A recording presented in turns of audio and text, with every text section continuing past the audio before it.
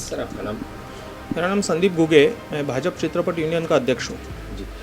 संदीप जी, जिस तरीके से आप और समीर वानखेड़े का परिवार राज्यपाल जी से मिलने गए, तो किस तरीके से आप तक खबर आई और क्या आप लोगों के बीच में डिस्कशन हुआ और कैसे वहाँ तक जाना हुआ? क्रांति रेडकर जी एक बहुत बड़ी अभिनेत्री है मराठी फिल्म इंडस्ट्री से, महाराष्ट्र की बेटी है, मराठी आहे सर्वात महत्त्वाचं म्हणजे, एंड उनको अपना व्यथा रखना था माननीय राज्यपाल महोदय के सामने। तो भाजपा चित्रपट यूनियन और भाजपा चित्रपट आघाड़ी का भी मैं मुंबई का अध्यक्ष हूँ, उसके माध्यम से हमने राज्यपाल जी को एक पत्र दिया, उससे उनको मिलने का समय मिला और उन्होंने राज्यपाल के सामने अपनी व्यथा रखी। और हाँ, ये सबसे बड़ी बात यह है कि ये परिवार का विषय है। समीर वानखेड़े एक अधिकारी है, उनके साथ जो नवाब मलिक का जो चल रहा है वो तो विषय अलग है, लेकिन ये परिवार के ऊपर नहीं आना चाहिए। और वो महाराष्ट्र की बेटी भी है, क्रांति रेडकर एक बहुत बड़ी अभिनेत्री भी है, तो इसके विषय वो उन्होंने महामहिम राज्यपाल जी से वो मिले। जी। सर, कितने हद तक आपको सही लगता है कि किसी के जात पर टिप्पणी करना या किसी की आय पर टिप्पणी करना, उसकी इनकम पर टिप्पणी करना? ये देखिए, इनकम का तो पता नहीं मुझे वो क्या बोल रहे हैं, लेकिन कि वो जात के बारे में बोल रहे हैं, उनके उसकी कास्ट सर्टिफिकेट के बारे में बोल रहे हैं, उनके परिवार के बारे में बोल रहे हैं, उन्होंने जो कपड़ा पहना उसके बारे में बोल रहे हैं, और जो खाना खा रहे हैं उसके बारे में बोल रहे हैं। राजनीति बहुत महाराष्ट्र में राजनीति बहुत ऊँचे दर्जे की हुआ करती थी, लेकिन ये नवाब मलिक जी जैसे लोग हैं, उन्होंने वो राजनीति का दर्जा बहुत नीचे कर दिया। ये परिवार के ऊपर टिप्पणी नहीं करनी चाहिए। जी। राज्यपाल के पास अगर मैं जानना चाहूँ सर कि राज्यपाल जी के साथ पास आप जब गए तो क्या बातचीत हुई, क्या उन्होंने आश्वासन दिया? राज्यपाल जी से माननीय क्रांति रेडकर जी, उनके समीर जी के पिता ज्ञानदेव वानखेड़े जी, उनकी बहन यास्मीन वानखेड़े जी मिले, परिवार को ही मिले, राज्यपाल जी तीनों को ही मिले।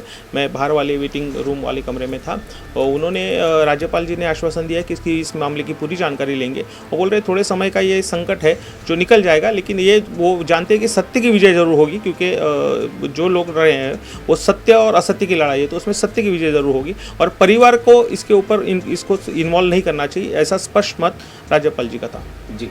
सर, काफ़ी कुछ कुरेदा जा रहा है, जैसे पुरानी लाइफ के बारे में, पहली शादी हो या क्रांति रेडकर की बहन हो, उनके बारे में आरोप लगाया जा रहा है कि वो भी ड्रग केस में थी। तो इस तरीके के आरोप कितने हद तक आपको लगता है सही है? देखिए, वो तो करेंगे, नवाब मलिक जी का काम है, वो कर रहे हैं, करने दीजिए उनको, कोई बात नहीं। लेकिन अभी क्रांति रेडकर की बहन ने भी शायद वो मुकदमा कर रही है नवाब मलिक जी के ऊपर, और खरीदने दीजिए, उनको जो मिलता है। देखिए, ये तो सत्य और असत्य की लड़ाई है, तो सत्य का विजय तो होना ही है, तो जो भी उनको करना है नवाब मलिक जो करने दीजिए। सर, आप एक भाजपा के नेता हो, तो आपको क्या लगता है जिस तरीके से समीर वानखेड़े पे बार बार इल्ज़ाम लगाए जा रहे हैं और कहा जा रहा है कि भाजपा का समर्थन समीर वानखेड़े को मिला है और भाजपा ने ये सारा कार्य समीर वानखेड़े को सौंपा है कि महाराष्ट्र की सत्ता को, सरकार को बदनाम करने का? नहीं, देखिए, कोई किसी सरकार को बदनाम नहीं कर सकता है, ये तो एकदम हास्यास्पद बात है। और समीर वानखेड़े जी एक अधिकारी है, एक ईमानदार अधिकारी, अपना काम कर रहे हैं। वो सबसे, मुझे लगता है उनका सबसे बड़ा वीक पॉइंट ये है कि वो सेंट्रल के अधिकारी है, इसके लिए उनके ऊपर ये झूठे आरोप लग रहे हैं। मेरे ख्याल से ये सेंट्रल स्टेट है जो सेंट्रल से बदला लेना चाह रही है, इसके लिए उसको उनके ऊपर आरोप लगाया जा रहा है, शिकार बनाया जा रहा है। शिकार बनाया जा रहा है उनको। बिल्कुल। तो सर, ये जो सारा आर्यन खान का जो मामला चला, काफ़ी लंबा खींचा ये मामला और सुर्खियों में भी रहा, मीडिया चैनल की टॉप लाइन पर यही मामला रहा।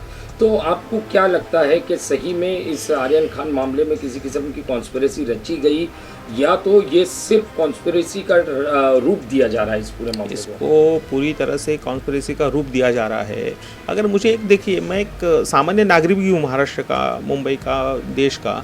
मुझे एक बात समझ में नहीं आती है, जैसे नवाब मलिक बोल रहे हैं, अगर इन्होंने पैसा लिया है समीर वानखेड़े जी ने, तो उन्होंने आर्यन खान को छोड़ देना चाहिए था। वो कोर्ट तक क्यों लेके गए, एफआईआर क्यों फाइल हुआ? नहीं होना चाहिए था अगर उन्होंने पैसा लिया है तो ये सीधी साफ सी बात है, कहीं कुछ पैसे का व्यवहार था, ऐसा मुझे लगता नहीं है, पहली बात। दूसरी बात ऐसी कि कॉन्स्पिरेसी का मतलब मुझे पता नहीं, इतने लोगों ने अरेस्ट किया है, तब ये कभी भी बात नहीं आई। तो शाहरुख खान का लड़का है तो कॉन्स्पिरेसी की बात आ रही है, लेकिन मुझे तो ऐसा लग रहा है कि इसके अंदर शाहरुख खान और आर्यन खान के कंधे के ऊपर बंदूक चला के अपनी राजनीतिक रोटी नवाब जी सेक रहे हैं। जी। सर, मैं अगर बात करूं जिस तरीके से समीर वानखेड़े की, तो नवाब मलिक जी का ये भी आरोप है कि ये अक्सर कर जो है बड़े परिवार के जो बच्चे हैं उन्हें शिकार बनाते हैं और उनके ज़रिए जो है सुर्खियां बटोरते हैं। देखिए, परिवार बड़ा हो छोटा हो, कानून कायदा सबके लिए समान होता है।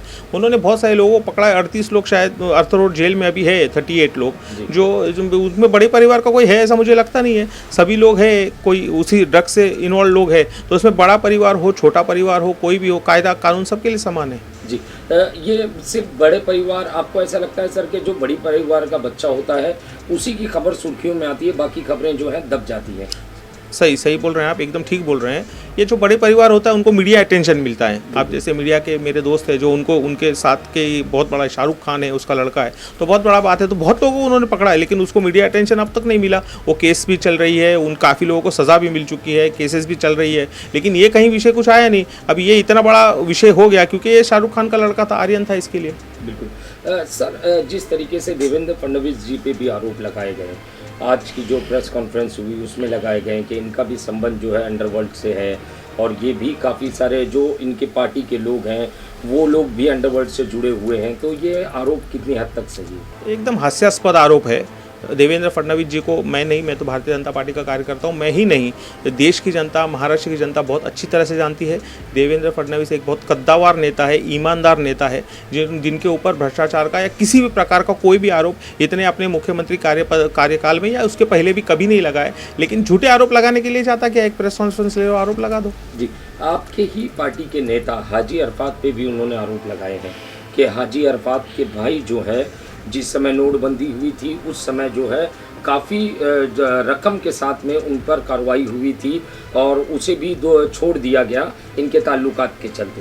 देखिए ऐसा था कि हाजी अराफत के भाई, शायद मेरे ख्याल से मेरी जानकारी जो है वो कांग्रेस के कोई ये थे, कांग्रेस कार्यकर्ता या नेता थे। एक तो पहले राष्ट्रवादी के थे, और दूसरी वैसे बात ऐसी है कि उसके हाजी अराफत खुद भी इसका जवाब देंगे। हमारे जो जिस नेताओं के ऊपर उन्होंने आरोप लगाया है वो सब अपना जवाब दे रहे हैं, तो वो भी हाजी अराफत भी इसका जवाब देंगे। हाँ, वो पार्टी के कार्यकर्ता है, नेता है हाजी अराफत, उसका जवाब वो अपना खुद देंगे। और ये मुझे पूरी तरह से लग रहा है और मुझे ऐसा प्रतीत हो रहा है कि इनको सिर्फ इन लोगों को फंसाने के लिए, देवेंद्र जी का नाम लाने के लिए और इनको फंसाने के लिए नाम लिए जा रहे हैं। जी सर, मैं अगर बात करूं क्रांति रेडकर या उनका परिवार, आप उनसे मिले तो कितने हद तक वो चिंता में है, कितने हद तक वो टेंशन? नहीं, वो बिल्कुल चिंता में नहीं है। वो लड़ने के पूरे मूड में है और वो बोल रहे हैं कि हम लोग लड़ेंगे और पूरी ताकत से लड़ेंगे, क्योंकि ये सत्य और असत्य की लड़ाई है, इसमें सत्य की विजय होनी है। तो इसके लिए हम लोग पूरी ताकत से, ईमानदारी से हम लोग लड़ रहे हैं, क्योंकि हम लोग इतने सालों से समीर जी ने संघर्ष ही किया है, वहाँ पर रहकर भी उनको संघर्ष ही करना पड़ा है। वो गुंडों से हो, प्रेशर से हो, जो लोग इनके बचाने के लिए भी लोग ड्रग के लोग आते थे, ड्रग के जो उनके समर्थक होते थे, इन्होंने संघर्ष बहुत किया। तो और संघर्ष करना उनके खून में, वो संघर्ष जरूर करेंगे। सर, 50 लाख की डील का क्या मामला है? ये भी सामने आया है और उजागर भी हो रहा है, SIT जांच कर रही है। 50 लाख की डील हुई है, एक्सेप्ट भी किया जा रहा है और CCTV कैमरास के फुटेज भी खंगाले जा रहे हैं, जिसमें कि शाहरुख खान की मैनेजर जो है वो बाकी के जो अन्य आरोपी, जिन्हें आरोपी बताया जा रहा है, उनसे मुलाकात करती है, उन्हें पैसों का लेन देन का ये पूरा मामला जो सामने आ रहा है, ये क्या लगता है आपको? इसमें समीर वानखेड़े का किसी किस्म का इन्वॉल्वमेंट है? नहीं, मैंने पहले ही आपसे कहा कि अगर समीर वानखेड़े का पैसे लेने या देने में कहीं भी इन्वॉल्वमेंट, ये मुझे लग रहा है एज एन महाराष्ट्र का नागरिक, मुझे लग रहा है कि अगर वो इन्वॉल्वमेंट होता तो उन्होंने शाहरुख खान के लड़के को छोड़ दिया होता। उन्होंने केस क्यों फाइल किया, उनको कोर्ट तक क्यों लेके गए? तो पैसे का उनका समीर जी का कुछ इन्वॉल्वमेंट होगा ऐसा मुझे पूरी तो बिल्कुल लगता नहीं है, 1% भी नहीं लगता। ये मेरा वैयक्तिक पर्सनल राय है, और बाकी जो कानून की जांच कर रही है उस जांच से जो नतीजा आएगा वो तो आएगा ही। सर, ये जो मीडिएटर्स हैं जिनके ज़रिए समीर वानखेड़े वहाँ तक पहुँचे, क्रूज तक, उसके बाद में रेड की प्रक्रिया हुई, फिर सेल्फी खींचा गया, उसे वायरल किया गया, मैनेजर से कांटेक्ट किया गया, ये जो पूरा घटनाक्रम है, आपको क्या लगता है कि समीर वानखेड़े की जानकारी के बिना ये जो बाहरी लोग थे, जिन्हें समीर वानखेड़े जिन्हें अपने साथ में लिया था, इन लोगों ने कोई हेर फेर की हो? नहीं, ये हो सकता है और नहीं भी हो सकता है। देखिए, जांच चल रही है, जांच में से जो आएगा वो सत्य बाहर आएगा ही, सबसे पहली बात। दूसरी ऐसी होती है कि हर लॉ एनफोर्सिंग एजेंसी जो होता है, वो पुलिस हो या कोई भी NCB हो, NIA हो, कोई भी हो, उनके अपने इन्फॉर्मर होते हैं। तो इन्फॉर्मर के साथ मिलकर वो काम करते हैं, लेकिन इन्फॉर्मर आगे क्या करते हैं या कैसा उस समय ये जो जाँच चल रही है, तो उसके में से जो सत्य होगा वो तो बाहर आएगा ही। सर, ये महाराष्ट्र का पहला मामला है जिसमें कि NIA, NCB और क्राइम ब्रांच दोनों एक साथ में जांच कर रही है, एक ही मामले से जुड़ी। ये मामला बड़ा बना दिया गया है क्योंकि इसके अंदर कुछ बड़े नाम इन्वॉल्व है, तो जांच होने दीजिए, बहुत अच्छी बात है, जांच हो रही तो ठीक है। जिस तरीके से नवाब मलिक पे भी देवेंद्र जी ने आरोप लगाए थे कि उनके सीधे सीधे संबंध ये जो बॉम्ब ब्लास्ट के आरोपी हैं उन लोगों के साथ में है, अंडरवर्ल्ड के साथ में है, तो देवेंद्र जी ने जो आरोप लगाए हैं वो सत्य माने, या जो आरोप इन्होंने लगाए उसे सत्य माने जनता? देखिए ऐसा है, देवेंद्र जी जो बोलते हैं पूरी पार्टी उनके साथ में बैठ के बोलती है। वो भारतीय जनता पार्टी के महाराष्ट्र प्रदेश कार्यालय से वो स्टेटमेंट देते हैं, उनके साथ पूरी पार्टी होती है, क्योंकि वो जानते हैं, पूरी पार्टी जानती है, देश की जनता जानती है, महाराष्ट्र की जनता जानती है कि देवेंद्र जी बेदाग नेता है। उनके ऊपर कोई भी आरोप आप लगाओ तो वो कीचड़ में पत्थर फेंक रहे हैं, आपके ऊपर कीचड़ गिरेगा, तो आप वो मत करिएगा। सबसे पहली चीज़ नवाब मलिक को बोलना चाहूँगा।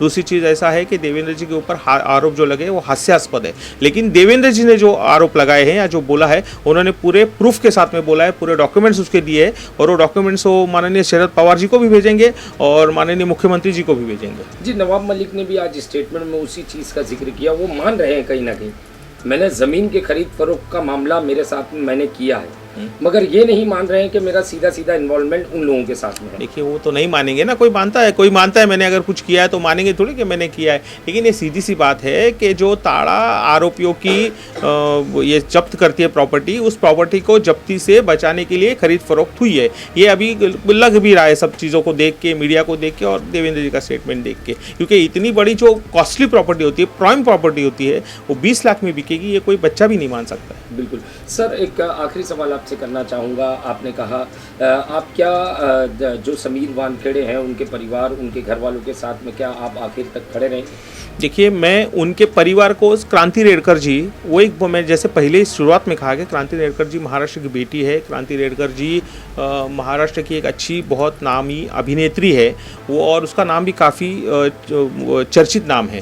तो उसको उनके परिवार को कोई तकलीफ नहीं होनी चाहिए, इसके लिए हम लोग पूरी ताकत से उनके परिवार के साथ में ज़रूर खड़े रहेंगे। समीर जी के साथ में तो जो चल रहा है वो अपना लड़ने के लिए सक्षम है, या तो फिर अपना जवाब वो देंगे, या तो जो कानून है वो अपना काम करेगा। जांच भी हो रही है, लेकिन उनके परिवार के लिए अगर ये परिवार तक आ रहा है तो ये गलत है, उसके साथ में हम लोग खड़े रहेंगे।